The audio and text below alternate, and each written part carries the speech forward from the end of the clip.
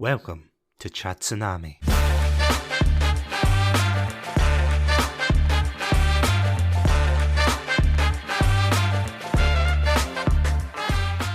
Hello everybody and welcome to another episode of Satsunami. I'm Satsunami and joining me for this swan song of a film is the one, the only, Double O Adam. Adam, welcome back.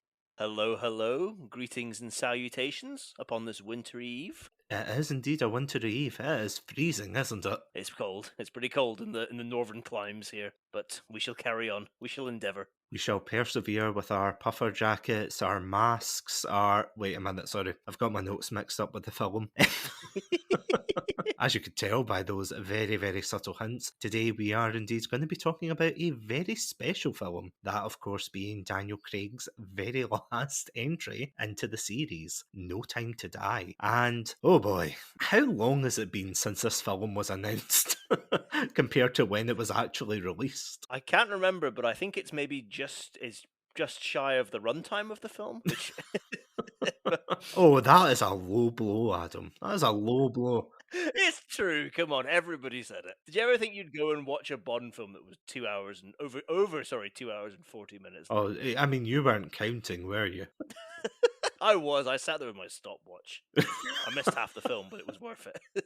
I'll never pass up an opportunity to be pernickety. So today we're reviewing half of No Time to Die. Nah, jokes aside, this film was announced in well, you know how it is with James Bond films. They always say James Bond will return and everything, and then like a year or two later they'll announce the next film coming out. And obviously because of a certain virus doing its global tour of the world just now, this film was supposed to come out in 2020, wasn't it? April 2020. I had originally planned to. My dad's birthday's around that time of year, so I'd originally planned to take him to the cinema for his birthday, and I was able to do it a year and a half later. That's a late birthday present. Better late than never, to be fair. Very true. That's what I said. Be grateful. Well, in your case, or never. I guess that's what you were hoping.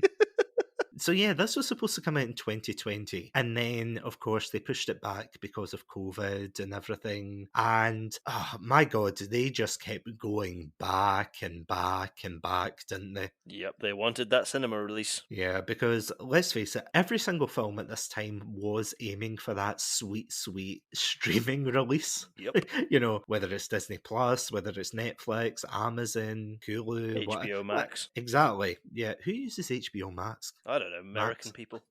Well, okay, that's I hear true. them talk about it a lot. Shout out to our HBO fans in America. We love you. Yeah, this film was like adamant that it was not going to touch them with a barge pole. It was like, oh God, streaming services, don't be so crass. It'll And you're never like, catch on. exactly, you're like, come on, we just want to see the film. It wasn't until October this year that this film actually reared its head and said, okay, now it's time to come out. And you're like, finally. You felt as if you saw the same clip over and over again, though. People were speculating about the film, what was going to happen and everything. It was just a bit of a mess, wasn't it? But eventually it found the time to die. But before we dive into, our views about this I was about to say, it was on the tip of my tongue, I was about to say iconic film, but it's a film. It's certainly a film. I can say that with certainty. Oh yeah, 100%. It is a film. Put that in the box for Christmas. Chatsunami says it's a film. 5 stars because they paid us. And again, not waiving the chance for any sponsorship, so let us know and we will edit this episode for a glowing review. But yeah, jokes aside, we have actually talked about the Daniel Craig films in the past, haven't we? We have indeed. Yeah, we've talked about from his gritty entry in Casino Royale to the less than spectacular Spectre. Yeah, do you want to recap what we said about the films? Yeah, so will I do it in 4 words? So basically the Daniel Craig Bond series goes good, bad, good, bad. We both really like Casino Royale and Skyfall. The first and third entries in the film, and we both don't particularly like Quantum of Solace and Spectre, the second and fourth films. So it's been a very mixed bag with Daniel Craig. And I think overall we both said that we overall really like Daniel Craig and his portrayal of Bond, but there's just been some of the films around that have surrounded his character have just been less than stellar. So it's been a proper mixed bag for him, unfortunately. Because as fans of the show will know from past episodes, you and I are also both fans of a particular portrayal of Bond. Mm-hmm. That, of course, being the one, the only, the Timothy Dalton, who brought like a lot more of a serious take on the character. And I think at the time it wasn't well received because Bond at the time was like silly and he had all his gadgets and he was a womanizer and everything. And this kind of more serious take on the character definitely wasn't like a good thing at the time. But I think it's like aged a lot better nowadays. Or maybe I'm just getting more cynical. I don't know what you think, Adam. I think it certainly laid the groundwork for this run of Bond without a question. Like I don't know if maybe this is a bit hyperbolic, but I don't know if we have Craig's Bond without what Timothy Dalton started off in the late '80s. So like I don't know. I still think it's a divisive run. Oh, It's not yeah. everybody's cup of tea because people can be idiots and can't see the true genius of Timothy Dalton's portrayal. But no, like for some people, it's not their bag, and fair enough. But I think certainly it's important. I think you can't understate its importance, certainly to what Bond became. No, absolutely. Because as we said there, Bond really wasn't. I mean, Sean Connery did have his kind of serious moments, but overall, it was like quite a goofy series of films, wasn't it? It certainly became. I mean, like certainly the first two, like Doctor No and From Russia with Love, the first of two of Sean Connery's run, are quite serious and like much more grounded affairs. And then kind of from Goldfinger onwards, for the last four, it took a much more kind of like I'd say ludicrous. I don't mean that as I mean it as a criticism for some of them, but like a more kind of ludicrous, like over the top tone that kind of set the stage for a lot of what was to come. Especially into the Moore era. I mean, there's lots of parodies. Like, you don't have to take our word for it. There's like, the parodies of the evil doctor, hell bent on world domination, stroking his cat. There's like the evil super weapons, the lasers going up. Well, you all know the scene. I'm not going to explain it in detail. But yeah, when Daniel Craig's Bond came around, he was a lot more gritty, a lot more Jason Bourne-esque, I would say, more serious. And it seemed as if, and I'm curious to hear what you have to say about this, but it felt as if he was a lot more, or he was a lot more serious at the beginning, but the more the films went on, the more goofy the Daniel Craig films got. Yeah, I'd agree. I think it was that way that as much as like Casino Royale tried to break them and did actually in many ways break the kind of mold of of kind of a Bond film. Like it was almost like as Craig's run went on, the filmmakers and producers couldn't help themselves but fall Yeah. back into like the old kind of tropes. That's what we talked about with Spectre. It kind of went back to that way of like ridiculous gadgets and like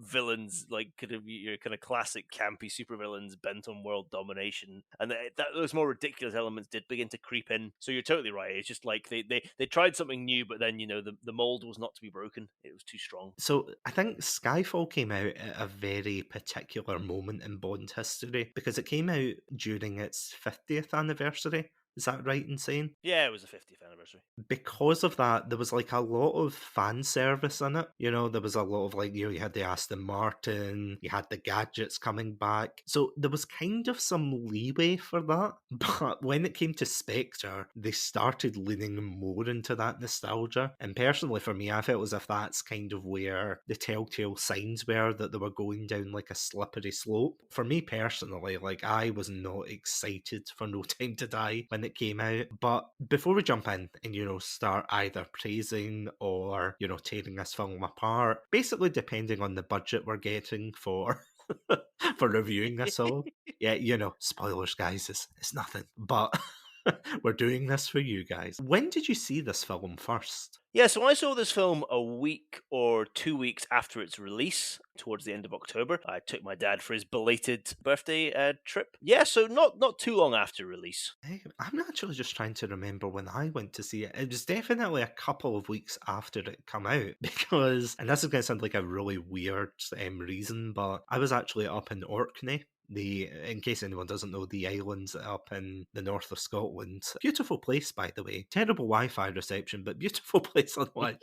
Nah, jokes aside, you don't go for the Wi-Fi. But we were driving about, amazing scenery and everything. And in one of the main cities there, that they've got a city called Kirkwall, and in Kirkwall they've got a small cinema which like shows like one film, I think one or two films a day. It's like, one of these deals where it's like a cinema inside of a sports centre inside of a swimming pool. It's like a multi-purpose building essentially. And we went in really excited because we heard that No Time to Die was playing there. We went into this rather unique looking cinema. And yeah, I honestly, I enjoyed the experience. For the film itself, I don't know how much I can extend that to. But you know what? Before we give this film its last rites to die, will we...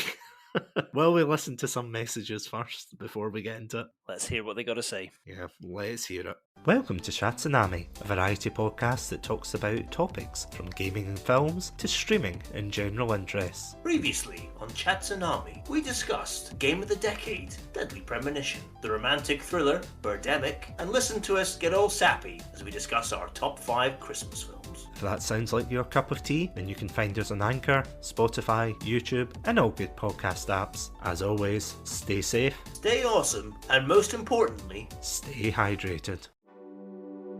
We are Beer and Chill Podcast. Podcast where we review TV shows, games, movies, and whatever else takes our fancy. So what are you waiting for? If you're a cool kid like us, you're gonna listen to the Beer and Chill Podcast. You can get it anywhere from Spotify all the way to your grandmother's radio. My name is Jan. And I'm Craigie C. And we are Beer and Chill.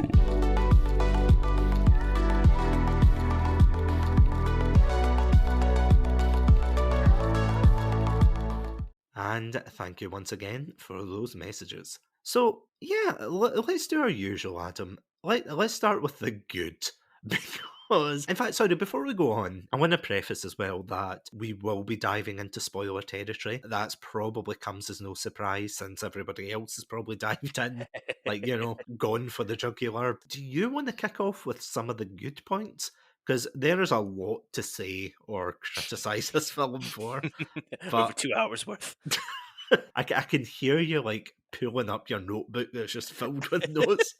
It's like the good, page 1. The bad, page 2 through to 100. But yeah, sorry, I'll let you begin. In fact, sorry, before we go into that, what were your initial expectations of the film? So I was going into this cautiously optimistic because I liked the trailer and I liked what I'd heard about the kind of direction of the film, and I was interested to see how they were going to round off this series of Bond. So I was excited to see it. So I went in I had seen Spectre though, so I my expectations were lowered to an extent because I was like I'm not going to get fooled again here, but I was excited. I was excited to see what they were going to do. I honestly didn't know what to expect, to be honest, because this film was I wouldn't say it was marred in controversy. I'm not going to be that dramatic, but it certainly wasn't testing well. From everybody I was seeing online, they were saying oh, what's this? Bond's getting replaced by somebody else, and oh, this and that, and oh, Bond's this and Bond's that. The usual discourse, isn't it? The usual discourse online. Well reasoned, well argued. Oh yeah, absolutely. Months of sitting in the bedroom studying wiki pages and fan theories. Of course, yeah, just like myself. But no, jokes aside, yeah, I really didn't hear many, just initial impressions, but I was kind of hopeful. As we said, the film, or rather the film series for Daniel Craig's James Bonds go good, bad, good, bad. So I was expecting this one to be good, but after Spectre, I'm going to be honest, it's one of the worst Bond films I've ever seen. It's terrible, it's poorly paced, it's all over the place, it's messy. If you got that at a restaurant, you would be sending it back and saying, what is a slop on my plate? I want you to come back with a well-prepared dish How dare you give me the slope? Give me some of your roast Skyfall. Yeah, exactly. Roast Skyfall. For the starter, we'll have some Casino Royale with cheese, you know. But no, instead we got Spectre, which was just, it was a fan fiction. I'm sorry. I know we're here to criticise No Time to Die, but I have to get that out of the way first. So I wasn't very hopeful. I really was not hopeful about this film. But I have to admit, coming out of it, before we get into the details, it's a. It almost sounded like you were going to be positive there, then you were like, wait a minute. I choked. What can I say? I did choke on my words there. It's a film. It's got some really, really good bits, but then at times it's just unbearable. Again, we will pick apart the film. Don't you worry, Adam. We will get to that. I remember coming out of it, and I just did not know what to think. I sat there thinking, yes, I like some of it. Other bits I didn't like it. It's one of those Marmite films. You're either going to love it. Well, no, in fact, no, sorry, that's a disservice to Marmite. It's not a film you're either going to love or hate. It's a film that I'm going to have a sore backside because I'm sitting on the fence about it. So, you know, without any further ado, let's just rip this band-aid off. Let's get into the good points of this film. What did you like about this film? Let's get some positivity into this episode. So, yeah, before I delve into what I liked about this film, I'll just give a quick, you know, as is tradition now on Chatsunami, I'll give a short but terrible summary of the film. Tale as old as time. And it's still as bad. So, No Time to Die. In No Time to Die, James Bond is retired from MI6 and is trying to live a life away from, you know, the hustle and bustle of international spycraft. However, he's dragged back into it and he's recruited by the CIA to track down a missing Russian scientist who'd been working with MI6 and who has been kidnapped by a new nefarious villain who has his own plans for world domination and all that. And as Bond is drawn back into his old world of spycraft, he reunites with a lot of old faces, including M, Moneypenny, Q, and also Madeline, who he had been very close with before, but they have suffered what seems to be an irreparable break in their relationship. And so the film is about Bond not only trying to thwart the plot of this new villain, but also to, in a way, reconnect and repair his relationships. Because that's what we want in a James Bond film. The Jeremy Kyle version of James Bond. It was certainly different, I'll give it that. Oh yeah, 100%. But sorry for interrupting there, I just wanted to put that one last jab in before we have to inject some positivity. Or inject some positivity. So, when looking at the good of this film, I'm going to start right at the beginning. I really love the opening to this film. So, the film opens, we zoom in on this house, which is isolated by itself. We don't know where, but it's very snowy. And there's a young girl in there and also her alcoholic, pretty much like out of it mother. And not long into this film of this scene of domestic tranquility comes a stranger who is dressed up in Arctic camouflage and wearing this very, very creepy doll mask, and he proceeds to kill the mother and then try and hunt down the girl, and yeah, eventually it looks like he's going to kill her, but he decides not to. And I thought it was really well done. It was really tense, and it was actually a really, really I thought a really excellent villain intro. I think it's one of the best ones I've seen in the Bond film. I don't think they quite paid it off, but still, I think if you're looking at that opening scene in isolation, I thought it was just excellent. Oh no, I totally agree with you 110% on that point. I remember sitting there thinking, don't get me wrong, I don't think the whole intro, like the bit after that's like perfect. So this is something I thought was quite interesting that they did with the intro, because usually, and correct me if I'm wrong, I could be wrong in this, but usually in a James Bond intro, they just have like the one story kind of scene. They never have any flashbacks, they never have any kind of segues or things like that. They always just have the Bond is here doing X, Y, and Z. Then something happens, then the plot commences, and you know, the theme song goes on. For this one, they do start with the villain introduction, which I do agree. The guy looks absolutely terrifying. He's like lumbering through the snow. He's hunting this child, you know, there's like obviously this huge difference between like this helpless girl who, admittedly, she does get a gun. does shoot back. So fair play to her. And then she falls under the ice and he saves her. And that is fantastic. You kind of do expect, though, it is going to be Madeline, though. I'm not going to complain about that because that's like an obvious thing they're setting up. But it's fantastic, I do agree. But then we cut to, it's like later, isn't it? Where I don't know how much time's passed, but like it takes place when Bond is basically on his honeymoon phase with Madeline in, is it Italy he's in? I think it's Italy. I don't think it actually says, but I think it's Italy. Yeah, there's a real like lack of. I mean, don't get me wrong. Again, this is a nitpick, but there's like a lack of title cards for where they are. Like, I'm quite surprised because if they done that in past films, or am I just remembering? Usually they plaster it all over, like in big letters, like where they're going and where they are. Because I know technically, I don't think they do it in Skyfall. I think they do. Did they? I think that because I'm sure it comes up saying like Shanghai and stuff and Macau and everything. I'm sure it does. Yeah, but for the old films at least anyway, I'm sure they used to do it or something to kind of like tell you where they were. I mean, again, that's kind of a nitpick, but the one thing I did, and I know we're on the positives, but like I did like the fact that they did reference the past films. I feel as if this is something that they do quite well in the Daniel Craig films. Like, again, they mentioned Vesper, who, that made me angry again because I kept thinking it should have been you in this film. It should have been you and not Madeline. We'll get to that. But yeah, it was a great opening, and then of course our coffin explodes as it does, when in Rome. And then, there's a whole chase scene and basically all of the footage that we've seen a million times in the run up to this for all the advertising. He jumps off the bridge, he rides the motorcycle. But I must admit, they are fantastic stunts. Like, I don't want to be too facetious and say, oh, we've seen them a million times. They're still fantastic. But sorry, continue.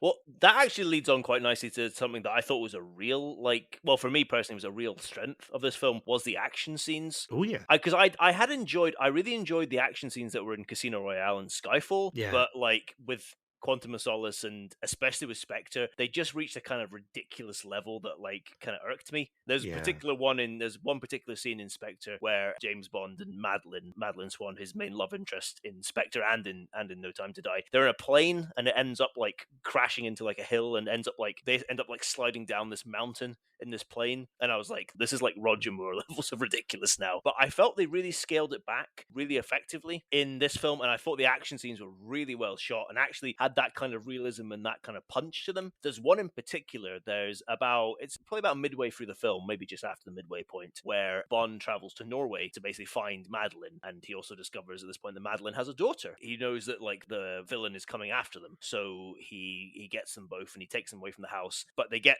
chased down basically, and then they end up their car ends up crashing in this forest in Norway, and it's really misty and it's really atmospheric, and I thought that scene was absolutely excellent because it becomes this game of cat and mouse basically, where Bond has to stalk through the forest trying to track down there's three Land Rovers, a bike, a helicopter all tracking him and stuff, and he needs to take them out, and I thought that was just excellently done. It almost had this Jurassic Park feel to it, as weird as that sounds to say. But there's a bit where Bond is running with Madeline, he's carrying the girl, and all you can hear is this roaring and this revving of engines in the background, and I was it gave me such Jurassic Park vibes and everything, just from because it sounded like dinosaurs. I just thought it was excellent, and I thought it was really, really well done. So honestly, I was so impressed with the action. There's not as much action in this film. I think again it's a result of it being such a long runtime, but there's probably it feels like there's less action in this film than in other Bond entries, but I thought when it was there, I thought it was really, really well done. I agree. I think the action was definitely a highlight of this film, and it kind of just leading on from that, because of course you can't have action without the actors themselves. I actually have to admit, I really liked Daniel Craig in this one. I don't know whether this is because, it's his last film and he's just screw it. I don't think it was perfect, but I feel as if he was a lot more relaxed in this one, if that makes any sense. He had a little bit, I'm not saying he's perfect, but he had a little bit more charisma and just oh, I don't care kind of thing. What did you think of him in this one? Yeah, he didn't seem as bored. To me, he looked bored. inspector, and he looked like he just didn't want to be there. And as you said, I don't know whether this is a result of being the last one, but he did look more engaged and more, and that certainly elevates his performance. I don't really know how I feel about his performance, I have to admit. It doesn't really fall into the good or bad for me. It falls in that way of like, I thought it was solid. Like, I think he's done better. I think his portrayals in Skyfall and Casino Royale are a lot better, but I didn't feel it was bad by any stretch, and I thought he played his part effectively. So I think I know there's one particular character that you very much liked in this film, and I think I don't know the actor's name, I have to admit, but I thought she did excellently. But I'll let you talk about her. Is this Ana de Armas? That's the you're one. talking Yeah, about? that's the one I was going Yeah. for her name. Yeah, I honestly thought you were talking about Madeline Swan's character there, and I was about to throw down. Just stop record. Stop it right now. Remember, we're being positive here. We're being positive. Okay. Sorry, I just got the meditation app yesterday. I'm still working through it. Serenity now. I'm only on stage 1. Pay for the subscription, okay? So yeah, Ana de Armas is fantastic, absolutely dripping with charisma, does her scenes like absolutely fantastically. The only downside to her character, like basically Bond meets her character, and apologies, I can't remember her character's name off the top of my head. I think I was just in a trance of, oh my god, she's awesome. But she plays this, like, I think is it a CIA agent or is it like an operative? She's CIA agent. Either that or she's like a contact. I can't remember. Yeah, I think you're right. She is a CIA agent. Yeah, she pretends to be like a fan of Bond and, oh, I can't wait to work with you. And they end up in this like huge party scene and Spectre. Like, her character is a lot of fun to watch, like both in action. Whether she's shooting something or she's talking, she was great. My main gripe with her though is that she's only in the film for about 15 minutes. Yeah. And then they like, it is honestly like, waving a lollipop over a child's head, and then after 15 minutes of teasing them, just brutally snatching them, brutally snatching it out of their hands and going, no, you've touched the lollipop. That's it. You can't get any more. It's like, but we didn't even get to, see her in action elsewhere. It's like, no.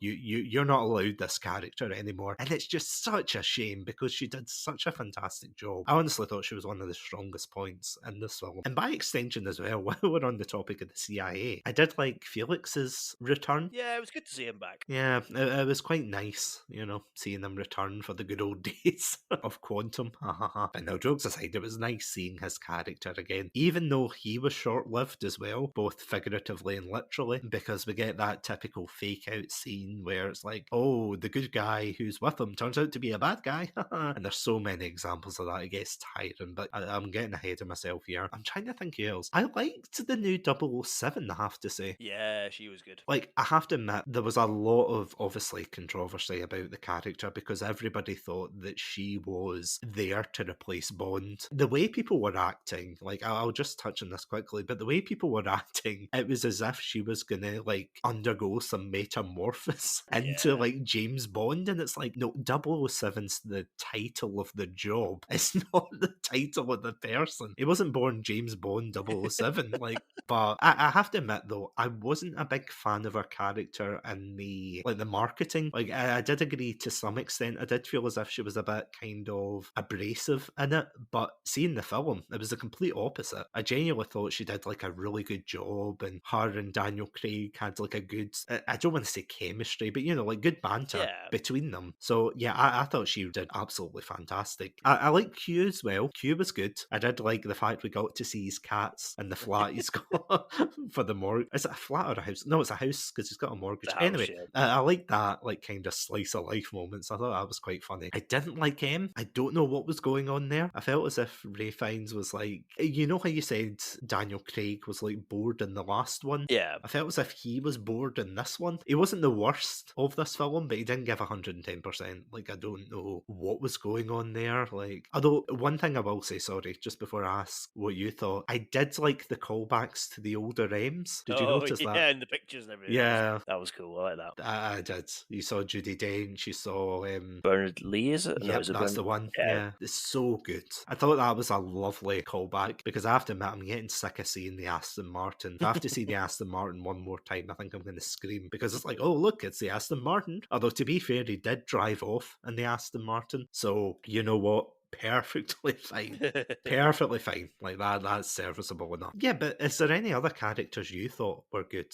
I did like the Russian scientist because he gave me like GoldenEye. He gave me a Boris from GoldenEye like Yeah, vibes. same. I was really waiting for that. I'm invincible. I'm Yeah. kind of gutted he didn't say that or something words to that effect. But he was kind of fun for what he was. I agree with you. The actor who plays in New 007, her name is Lashana Lynch. I thought she was really good. Yeah, it was good to see. It was good to see Moneypenny and Q back again. I thought they did well. Nice to see Felix with it. Yeah, with the you're right in the like, and I think it's. I don't really think it's. I'm not going to lay this at Ralph Fine or Ray. Sorry, whatever his name is now. Where lay it at his feet. Yeah. I'm going to lay this more at the writer's feet because I Yeah. think the character. They were almost trying to go in one direction with the character, but they kind of got cold feet. It seemed at the last minute, and he kind of reverted back to type. So it feels weird, and I think that's where the problems with that character lie. But I'm sure we'll get more back into it. But that kind of takes me into like I've got two things here, two more good points. One's kind of a more minor thing, and one's a major thing. So on the kind of minor, I thought the cinematography was absolutely beautiful in this film. I thought it was so well shot. There's some amazing landscape shots, especially that Norwegian scene from this place is just beautiful. And on a bigger kind of scale, I liked some of the ideas in this film, and I thought there was really interesting material that they had, and some really interesting ideas that they were kind of building and developing. And I liked that. I don't think they paid off. I don't think they fully paid off, but I liked the kind of themes and ideas that the writers and the filmmakers were working with. As sort of as my last like good point, I started with the opening and I'll end with the ending. I liked the ending. Like I thought it was a very brave decision they made, but I think it was the right one. I don't know if you want to go into the ending now or if you want to save that for later on, but I'll say I liked it. Yeah, I won't like go into the specifics because should we save it till the end? We'll save it for the end. It feels fitting.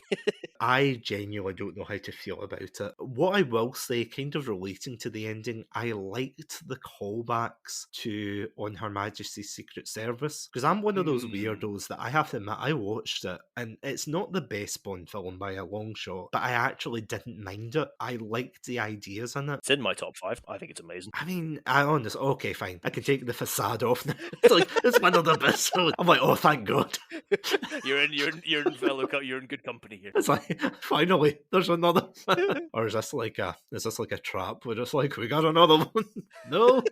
We found him. Because I do love the ideas of On Her Majesty's Secret Service. Like, I think there's some silly ideas in that one. Like, is that the one with the hypnotized woman in it? That's the one. And the one where he wears a kilt? Right, okay.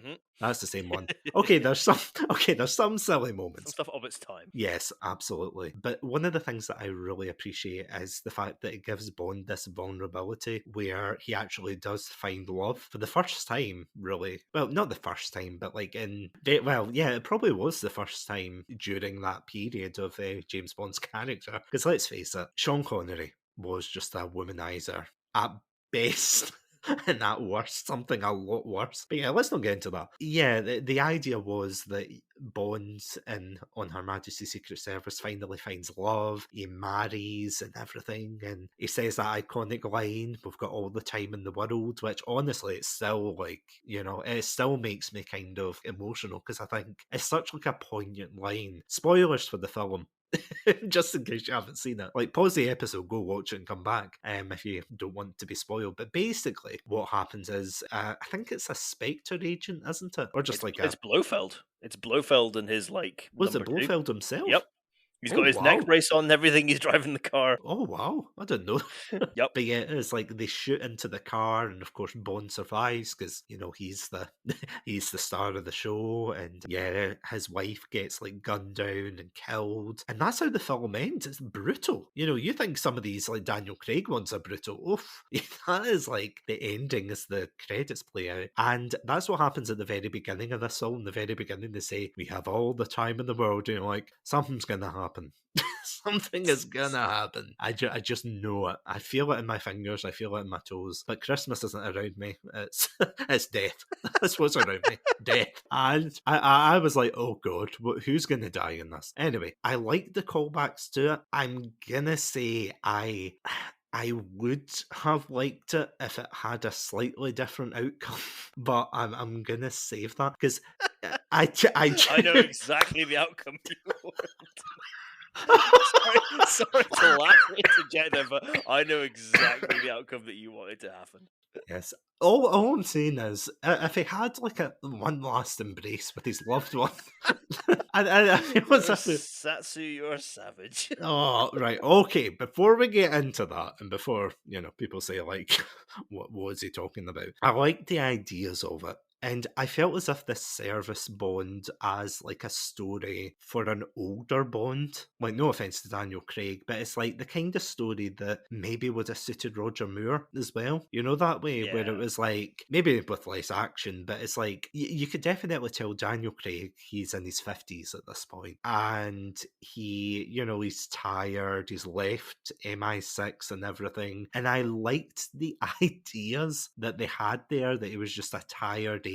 He still had it, but he was just a tired, weary agent. He didn't want to keep going, like he had so many regrets and things. I thought that was really well done. And like you said, I'm going to borrow your phrase, I didn't feel as if it paid off at the end. But with that, should we go into the negatives of this film? Let's do it. I just want to say, kind of as I alluded to before, I think the tone of this film feels absolutely bizarre. As I said before, the Daniel Craig films have always been quite darker and grittier than some of the previous entries. For goodness sake, in GoldenEye, he had the magnetic watch. I'm just trying to think of any like pre-Daniel Craig one. You had the car keys that blew up in the Timothy Dalton. Even the Timothy Dalton one had kind of some sillier gadgets, but you had Roger Moore putting a helium pellet into somebody's mouth to blow them up in Live and Let Die. Oh god, I hate that film.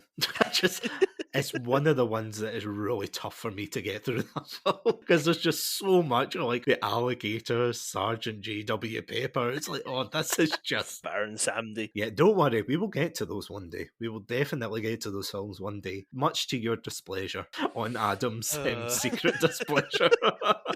I didn't quite understand not that I didn't understand what was going on, like I knew what the plot was, but what I mean by that is like, it seemed as if James Bond has just completely regressed, and I don't know if that's because they're too scared to have grittier things. I mean, there is kind of grittier things, but this whole plot is basically focused around nanomachines that spread like a virus and kill people. And it seemed like this kind of, world domination plot again, which is something we haven't had in a while in these films. I mean, the first one was about a card game and extortion. They were manipulating stocks, for Christ's sake. And things like that. Number 2, that was just a revenge plot. It wasn't the best revenge plot, but it was a revenge. I mean, they wanted to take over Bolivia. They wanted to take over Bolivia's water. Yeah, I mean, no offense to our Bolivian listeners out there, but like, I mean, it wasn't world domination. The third one, again, that was just like a revenge plot. I mean, there were some, in Skyfall, there were some like plot holes, but you could wave them off. Number 4. Number 5.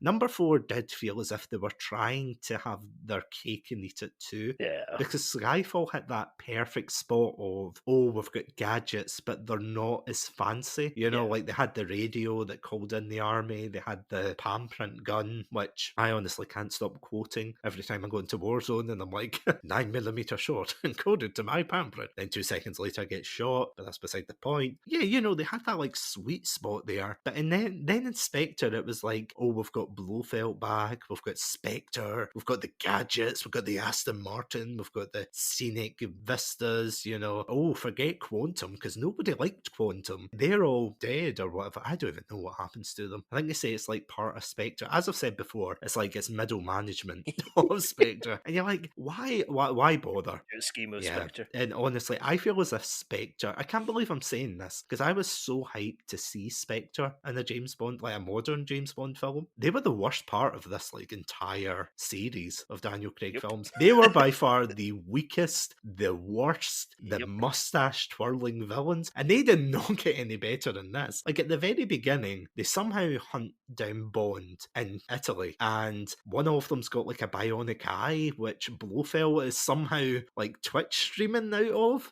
And I'm like, what? And then, of course, they have like a big party where they put all of their like top men together. And I'm like, not only does this feel like a bad idea, but the location they do it is at Havana. Yeah. In this like place that structurally, I don't think many Havana mansions are like built to withstand attacks of any kind.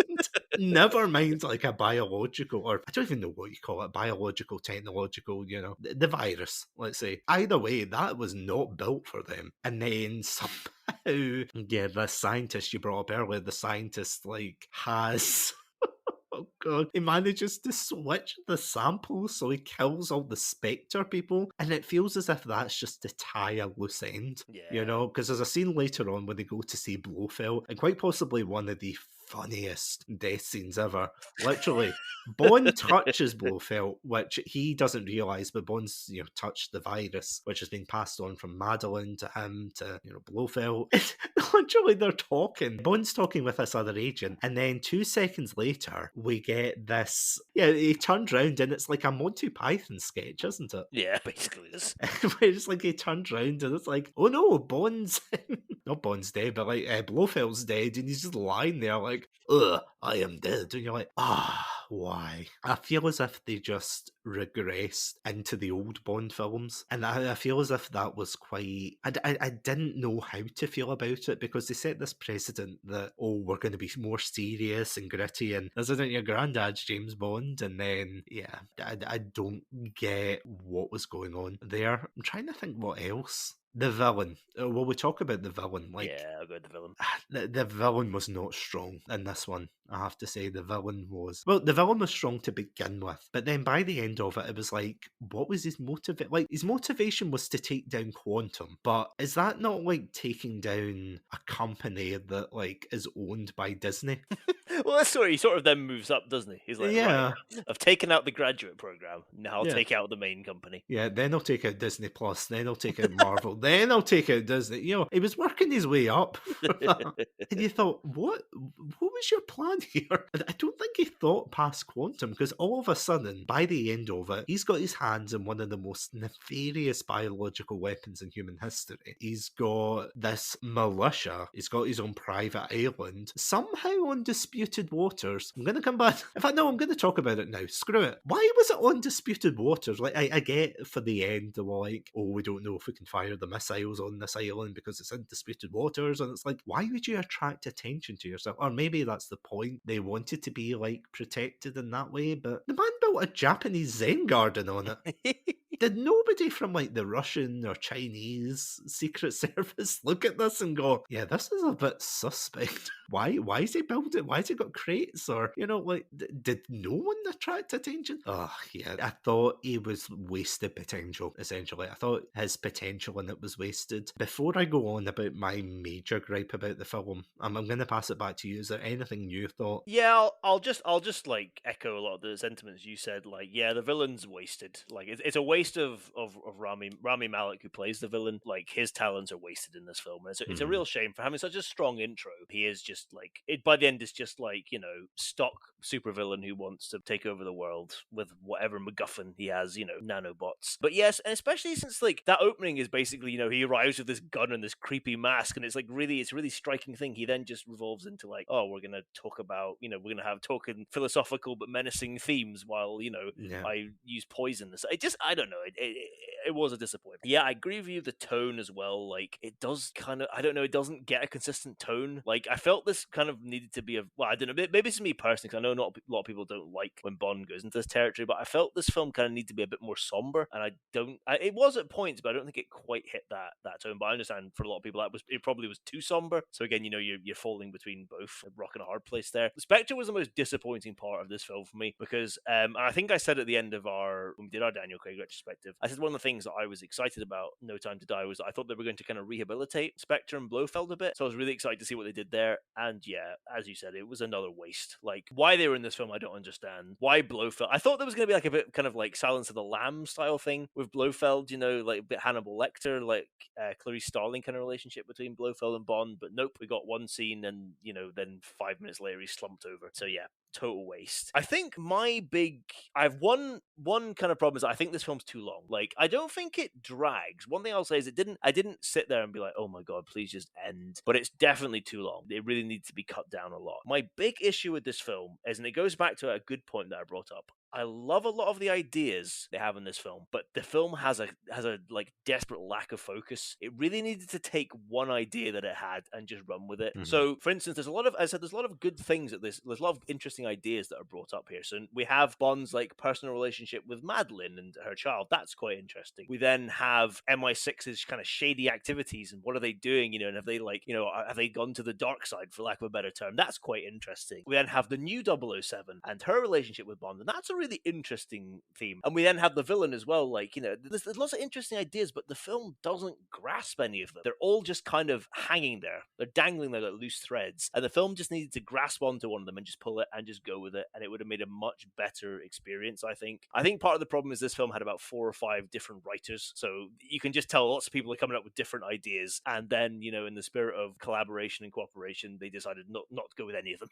They would just throw them all in and make a kind of very weak soup at the end. So that's my big disappointment with this film. I just wanted it to take an idea and run with it. It's a smorgasbord of ideas, isn't it? Nice. It's like, I had to get that word in. Oh, I'm proud of you.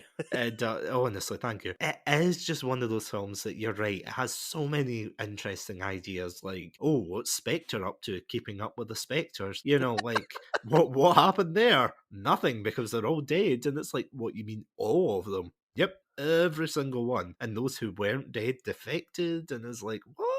So you're telling me, right, that you got the legal rights after all these years to use Spectre in your film, and then the first chance you get, you kill them all. This is what you did. This isn't Clondatu. This isn't, you don't just say like the only good Spectre's a dead one and then be done with it. What would they like? This isn't something I usually say, and maybe I'm being a bit too critical, but what were they thinking? Because I don't know why then they included Spectre again, and you see the whole thing that he was live streaming from his cell through like a bionic eye or something. I don't get that. I feel as if that's something that MI6 would have had a grasp on. I can't actually remember how. Was it his bionic eye that he was wearing? It gave me flashbacks to that game GoldenEye Rogue Agent. Yeah, where the main character's a bionic eye. I was like, man, maybe there was a fan of that in there who was like, I've always wanted to include a bionic eye. James Bond, and now's my chance, damn it. But that's the thing though, and especially like maybe to go in like a semi-serious point here, but especially in this day and age, of course, we're living in, a global pandemic. And I think obviously this film was made after the fact. It wasn't made like during COVID. I think it was made like long before. Yeah. So the idea of having like, a pandemic and everything going through the film, I get that maybe they thought it was quite sensitive as well. I don't know how true that is, but considering, that plot point, I do agree. It did feel as if they were quite cheery about it, I want to say.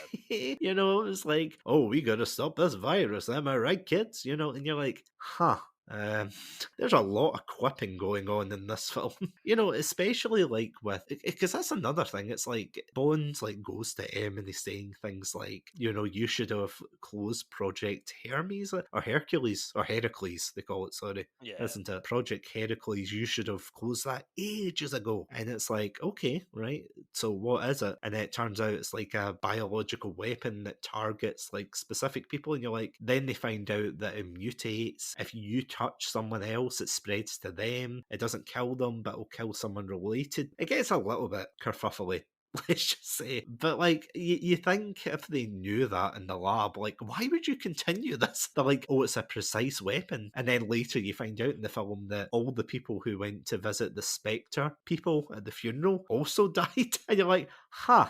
So a lot of those people might be like running about with that virus then? It felt as if it was tonally inconsistent, because it's like that guy, Boris 2.0. Yeah. And I'm not meaning that to be offensive. Like, I genuinely, like, that's what he feels like. And I do agree. I thought it was disappointing they didn't say, I am invincible. I was waiting for it. I was like, come on, say the line. Like, see at the very beginning, you get him obviously not, like, getting along with his colleagues. But then 2 seconds later, they get, like, shot in the face right in front of him. Can I say that? Like, Yeah. can I actually go into that bit? Because I think you're totally right. It totally, like, that scene completely encapsulates the weird tonal elements of that, because his co-workers, one of them is played by quite a famous British comedian called Hugh Dennis, who people might know from things like Outnumbered, Mock the Week, and he's in it. And then it's like, oh, that's funny, Hugh Dennis is here. And then there's a bit of quipping going on. And you're like, ha, Hugh Dennis, that's funny. And then we fast forward 5 minutes later, and Hugh Dennis is shot in the face. And it's like, it's so tonally like, wow. Like, you know, it just encapsulates everything, like how uneven this film is. Because there's like another scene later on, and again, this is a heavy topic, which I feel as if it does dip its toes into the heavy topics, and then it pulls it right out again, as if, oh no, too controversial. Yeah, there's a scene later on where he's talking with Lysana Lynch's character, and it is just bizarre. It's like he's going on trying to, like, I don't know, he's obviously going to be taken in alive, because throughout the film he's always like jumping from person to person. He's like the hot potato of this film. With Lynch's character, he's like standing there, and then he does this weird thing saying, I can modify the virus so that it doesn't affect your race or something like that. And it's like, whoa, what? We're going into genocide now. What is that? Obviously that's a very heavy topic for a James Bond film. Spectre just wanted to take over the world and, like, I don't know, hire Russian women with blades in their shoes. You know, they didn't want... well, maybe they did. I don't know. I don't know with Spectre in this film. This isn't your granddaddy, Spectre. Exactly. Yeah, this is the gritty, you know, the one where all the tentacles, like, you know, slap over James Bond. God, I hate that intro. Sorry, that is actually one thing I didn't point out in the good part. The intro and the song, I loved it. Yeah, like, personally. It is one of the highlights of the film. Billie Eilish did a fantastic job with the song. It feels kind of criminal now I didn't bring that up earlier, but genuinely fantastic. Absolute top notch. 10 out of 10. Better than Spectre. Like, I'd say the song for Spectre was good, but as I said in our last review, the intro, the visuals were not good. I would rather have DNA forming into a gun rather than greasy tentacles going over a Give me naked something Daniel wholesome. Craig. Give me something James Bond, not James. I am not a marine biologist. I'm gonna move on from that joke. Yeah, no, that was fantastic. Before we go into the ending, I have a gripe with Madeline Swan. Just a gripe. I could actually hear you raise your eyebrow there. Just a gripe. I do not like Madeline Swan's character at all. And I'm going to preface this by saying I haven't seen the actress in any other role outside of James Bond. So this is like no offence to her. She probably is a fantastic actress elsewhere. I think maybe it's to do with the writing. Madeline is like a plank of wood in the middle of the desert. You kind of think, how did that get there? And then you move on. There is no charisma, no chemistry with Daniel Craig. See, this is the thing. In Spectre, it really irked me that, because you know how it goes in these films where he gets the girl, or doesn't, like in Casino Royale. You know, he usually gets the girl, and 7 times out of 10, because you know how on Her Majesty's Secret Service ended, you know, like, he usually gets the girl, and when he doesn't, like, there's nothing wrong with him not getting the girl, but this time he really gets the girl by driving off into the sunset to get married in a vista and everything. And I thought it was heartbreaking. See, when he goes to the tomb of Vesper, and you know, he's like, oh no, he regretted like what happened. I thought that was very touching. And again, like, the kind of bitch inside me, maybe I've been watching too many K-dramas, so I apologise. I kept thinking, it should have been her, not you. Oh God, you. Like, I was devastated at that, because they keep bringing up Vesper Lynn as if, oh, look at this like enclosed cinematic universe we're creating. And I'm like, no, you're just reminding us there's a better Bond girl out there, or a Bond woman, sorry, but there's a better love interest out there, and you killed her off in the first film, you animals. Because obviously, the second film, I cannot remember who it was, but she was actually all right. The third film, obviously, the main Bond woman in that was Javier Bardem. And what a hunk. But now, jokes aside, you know, that was more to do with, as you said in the last one, the relationship between M and Bond. So that was more that focus. For Spectre, it's revealed that Madeline is the daughter of Mr. Grey? Mr. White. Mr. White.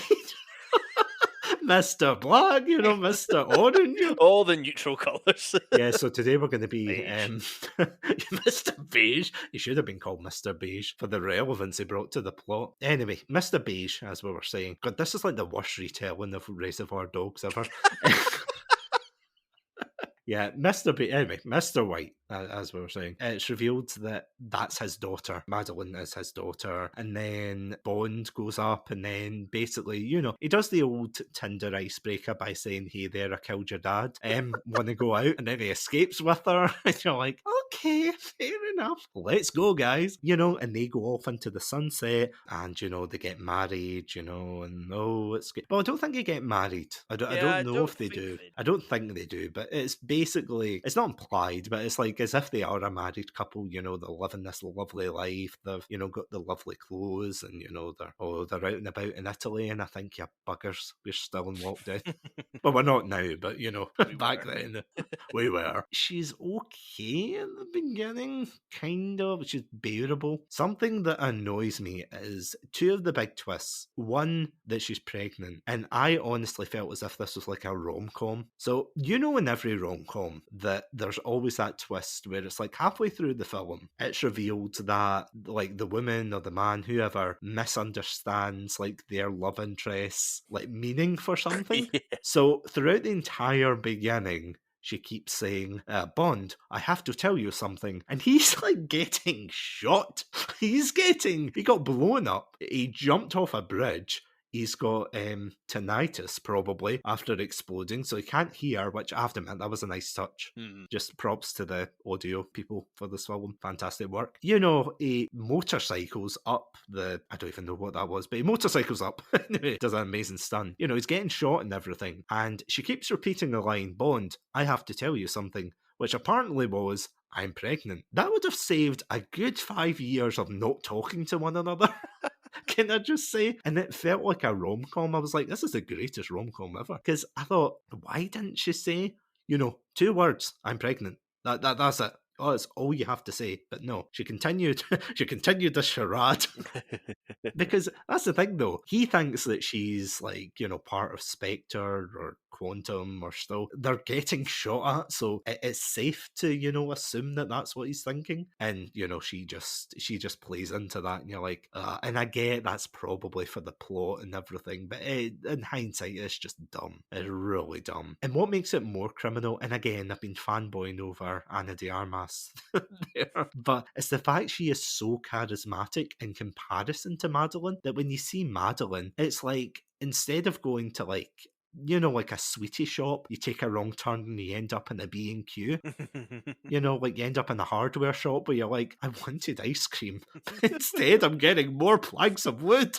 When will this end? The sat-nav to these Bond films is way off. But anyway, I digress. The point is, I do not like Madeline's character. I think at the beginning it was interesting the way they set up her relationship with the villain and everything, because it turns out, the villain saved her at the beginning. But the villain, like, never, and I think this is something you alluded to, it does not go anywhere with the villain at all. He says he's got like a hate boner for Quantum, then he takes out Inspector, and he somehow gets the resources and the people to agree with this philosophy, to lay down their lives and not think, a chemical weapon? Or is he not gonna, turn that on us? And this is what I was saying before. It's like this kind of pre-Craig James Bond, if you know what I mean. It's like that kind of, it didn't matter what the henchmen thought. The henchmen were the henchmen. They just like drove the cars and got blown up and everything. But then that's the thing as well, though, because you've got like a good couple of them who like are clearly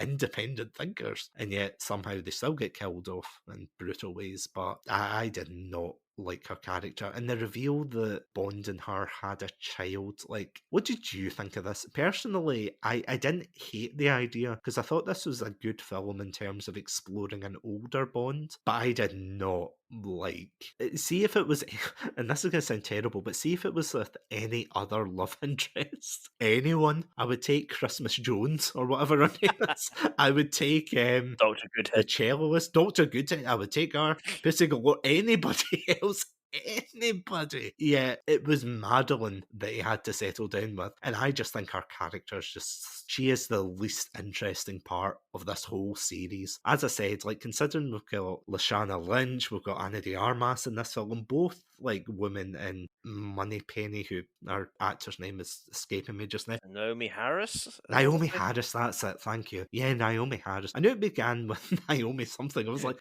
what is it? But yeah, you've got all these like really great actresses, and they're, as I said, dripping with charisma and everything. Really so much fun to watch. And then you've got Madeline, and Madeline is just like, oh, you don't know the secrets that I hold, and you're like, gonna just spit them out then? Because time is of the essence here.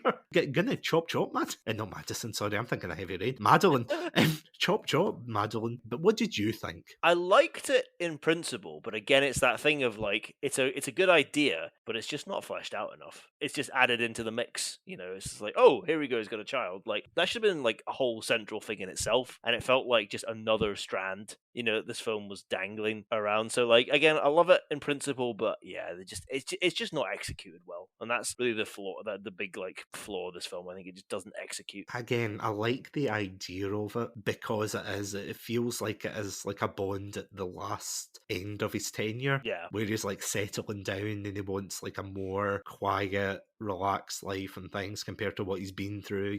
That would be good, but the fact he's like the center of everything in this, but with the exception of the villain, who again, he's just not well fleshed out at all. But it's just the fact that I don't know. I don't know what to think, and I think that's the problem. There's no, like, as we alluded to before, there's no definitive stances on this film, especially with their plot lines. It's like either oh, we're going to be wacky here, or oh, we're going to be this or that. There's no middle ground, or no, sorry, there is a middle ground. That's the problem. It's like there's no like either this or that. It's the yeah, maybe. But that's what I struggle with the most, I think. They didn't commit enough to certain aspects. But before we get on to the ending, can we touch on the villain? Like, I'm curious to hear your opinion, because sorry, that was just a bitter diatribe.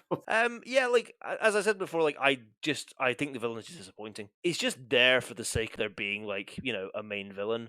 Like, he doesn't add anything to the film. Outside of he has a fantastic intro, and then it goes nowhere. It just rapidly, like, dissolves into, I want to take over the world with, as I said, like, whatever MacGuffin I have this week. Oh, it's nanobots. And yeah, there's just nothing, there's nothing to him. And I don't know, like, Rami Malek is a really good actor, but again, he's just got nothing to work with here. He gives a certain creepy, like, quality to the villain, but he's just such a generic milquetoast villain that even when he's threatening a child's life, like, I really couldn't get that interested and worked up, because especially like since he lets the child go the minute the child bites him, and he's like, all right, well, you can bugger off then now. It's just like, that was a stupid move. But anyway, like, yeah, I don't know. I there for the sake of there being a villain is what it felt like. It does seem like the mustache twirling villains of the old days, doesn't it? Yeah, it's a callback to that. Almost reminds me of, like, do you remember Moonraker? No, how could I forget? Where literally it was just a guy who was like, I want a space.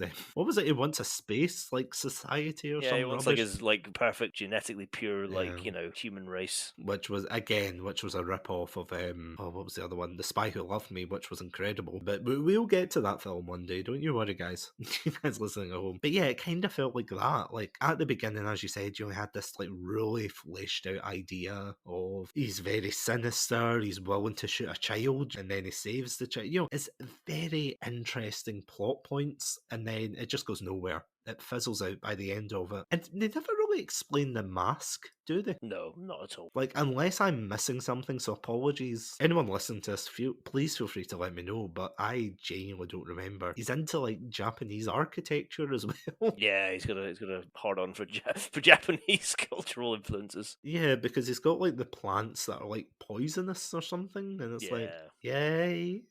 And that's it. I don't know why. I genuinely. No time to ask why. That should have been the title of this film. Love it. Because there's a lot where you're just like, I don't know why this is happening.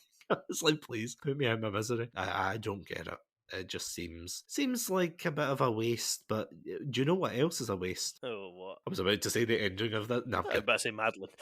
Yeah, well, yeah, the romance with Madeline is a waste. Yeah.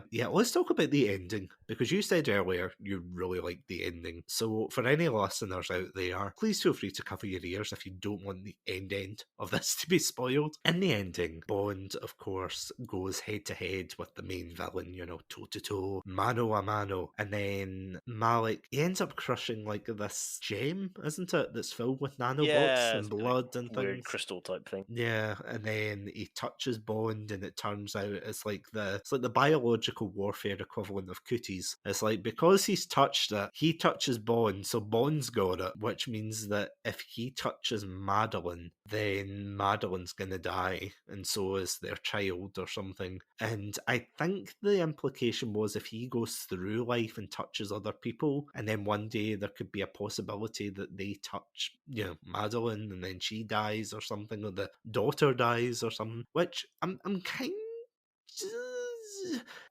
of conflicted about, because weren't all the spectre people infected as well? Or am I remembering this wrong? Do you remember when they're all at the funeral Yeah. for the spectre people, and they say that all the family members, like, they had an open casket funeral for them, which was mistake number one, because they ended up touching, the deceased, and they got the virus spread to them. And surely there's like hundreds of people out there who have, got this now, because, you think of the coroners, everyone else, even if you say, oh, it's okay because can't even remember what it was. It's like, oh, it's okay because it's not coded to like Madeline DNA, that first batch, because it's coded to the Spectre DNA. Exactly. The thing that kind of annoyed me was with, and you guys know what I'm building up to, but basically the killing of James Bond. Okay, I do agree with you.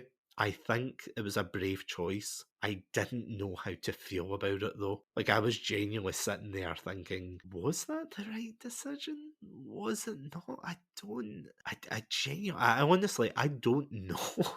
Like, I sat there thinking, it was good, I think. Again, what annoyed me more was the fact that Madeline was the one who got to drive away in the Aston Martin unscathed, going like, let me tell you about a brave man called James Bond. And I'm like, how dare you take Her Majesty's Secret Service ending away from him? Your two most hated things, the Aston Martin and Madeline. Combined, yeah. Both survived. Combined, I was nothing more than a seething husk gripping the chair going, how could he? It just felt very defeatist. I get the idea that, see, if this was any other spy film, it would make sense. It would be like the heroic, tell my wife I love her kind of thing, because obviously it's going to be American. But for this, it seemed very defeatist, and I get he was obviously bleeding and everything, and Q's like, oh, there's no cure and everything, and Bond's like, okay. So it's like, okay, like, I don't know if that was his way of getting out of child support, or... because seriously, he makes no attempt to be like, well, why don't I isolate myself, or is there any, like, hope? And Q is a baby-faced 20-something, or well, 30-something, right? Saying like, oh, there's no cure. It's like, oh, thank you, Q. How long were you at Project Heracles? How long? What was your work experience there? Oh, right, you weren't there. So, tell me, how are you an authority on that? Obviously examine the DNA or whatever technobabble they want to go. I just felt it was very defeatist for Bond. Because Bond is one of those characters that he embodies this sense of, I guess it's like the stereotypical keeping the British end up, as it were. The stiff upper lip, the keep going in the face of adversity. We're never going to let, evil succeed and everything. And in this one, he's just kind of like, I'm tired, bang. Gets blown up, ironically, by the British fleet. And you're like, is this the way you want to end?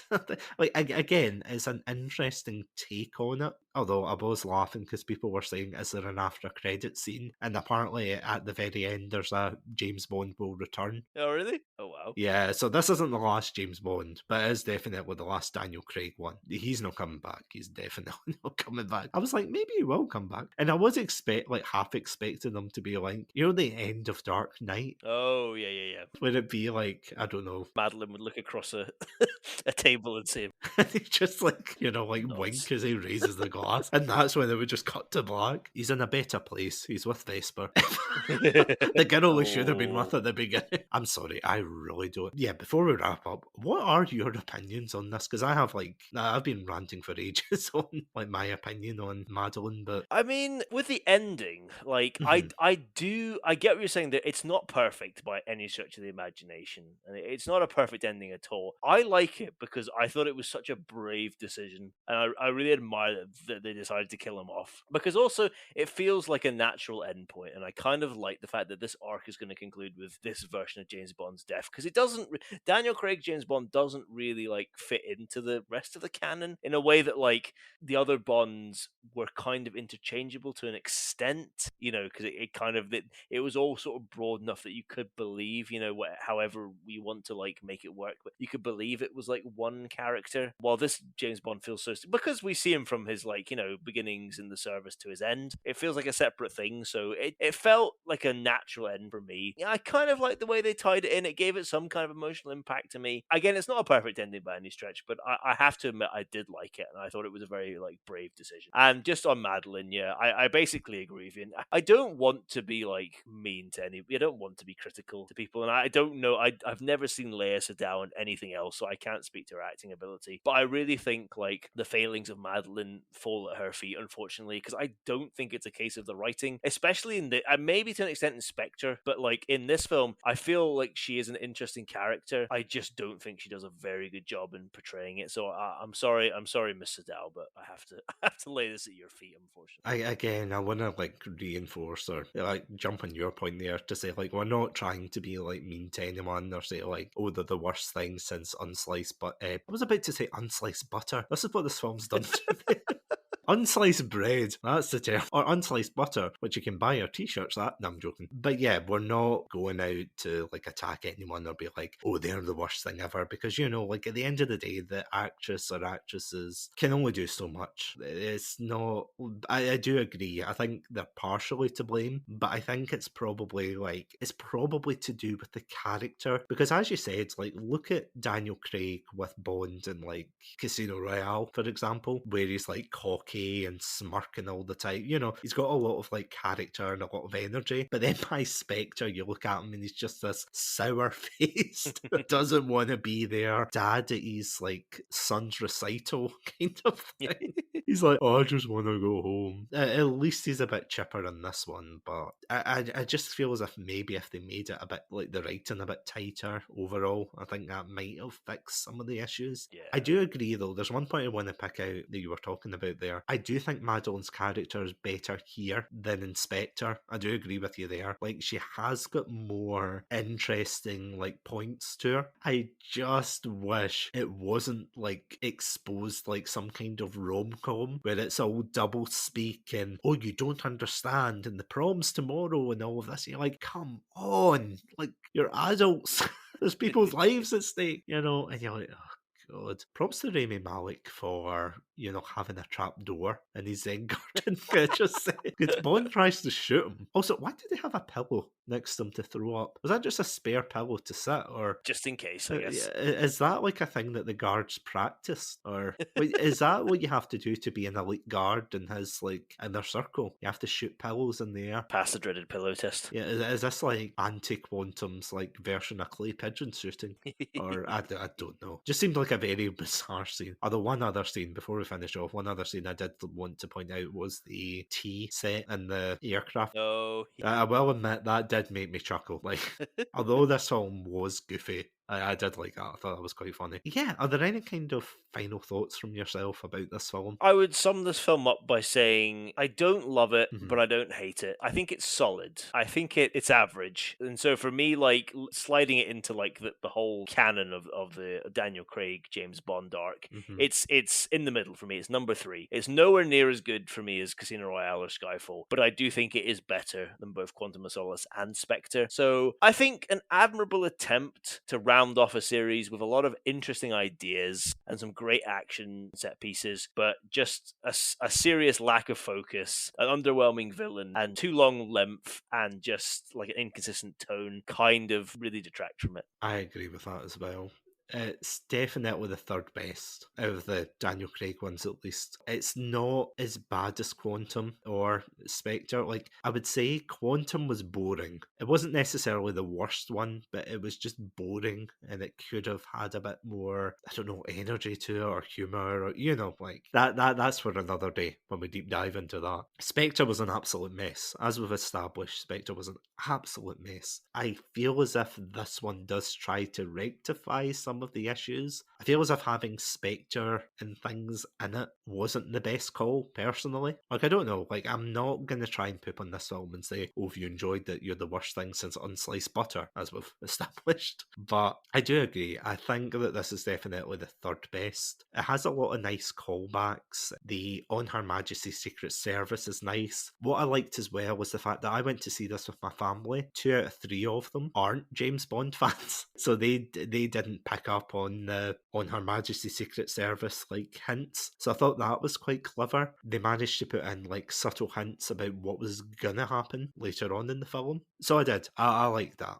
I have to say, I thought that was really well done. It is a somber film. I would still recommend people go see it because despite its failings, like, it's not a boring film. Would you say you were ever bored in this film, Adam? No, I would. I mean, there was a couple of points maybe where I was a little bored because I do think this film is too long, but this was nowhere near like Spectre levels. Like, I didn't sit through this film bored like I did with Spectre. So yeah, I would say it's not a boring film by any stretch. So I would definitely recommend it. Or I would recommend seeing it at least to round off the Daniel Craig series, because it's definitely not the best of them, but it's by far not the worst. If you want to punish yourself that badly, go watch Spectre. Try and find a director's cut if that exists. I doubt it. I doubt anybody would be looking for that, but yeah, it's quite an interesting, and again, I'm throwing the puns into me, but it is an interesting swan song to Daniel Craig's run. Did you actually expect they would have pulled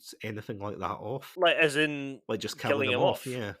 I wouldn't have. I mean, I did wonder, but I didn't. I honestly didn't think they would. Yeah. To be honest, so that was a big surprise. Yeah, no, I'm the same. Like, I'm not going to pretend I'm one of these people like, oh, well, actually, if you watch Spectre, no, not at all. Because you don't expect them to kill off their title character. So that was a bit jarring, but yeah, go see it, really. That's all I can say. If you're in Orkney, go see it. Shout out to Kirkwall, awesome city, or awesome place. I don't know if does it count as a city? I would say more of a town. More of a town. City maybe up that part. It's more of a town, I think, anywhere else. Yeah. See, this is how bad the film is. I'm talking about the technicalities of Orkney.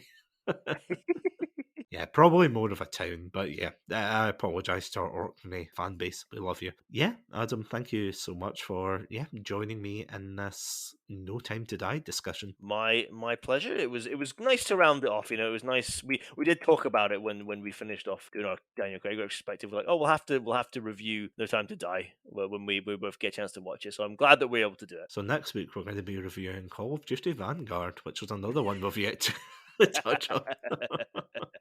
Yeah, one day we'll get to that. But yeah, no, that was true. And yeah, if you want to hear any more of our opinions on James Bond, if you look at our episode library, you can actually see our views on the Timothy Dalton films, which was a great episode, can I just say?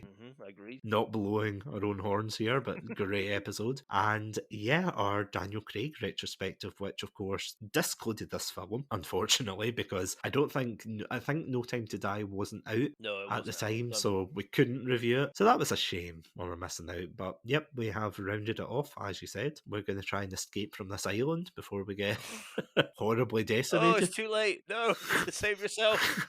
Oh no. Wait. Tell Madeline I think she's not very good. I'm going. It's like, do you know what it actually reminds me of? Just before we finish, have you ever seen Captain America? Oh yeah. You know at the very end where it's like he's crashing the Hydra ship and he's like, I'm gonna have to take a rain check. That's almost what it felt like when he was on the thing. It's like, no, James, you can escape the island. I mean, he could have dove into the water. I mean, it was a big drop, but I see your point. Yes. He could have attempted. That's what I'm saying. Instead of doing the Captain America. Oh no, I'm going to have to take a rain check, Peggy. I'm sorry, Madeline. You're breaking up. You know, like that. But on that note, there's no time to try and justify this. Yeah, that is the last no time pun. And yeah, as always, guys, thank you all so much for listening to this episode. Stay safe, stay awesome, stay hydrated, and yeah, go check it out.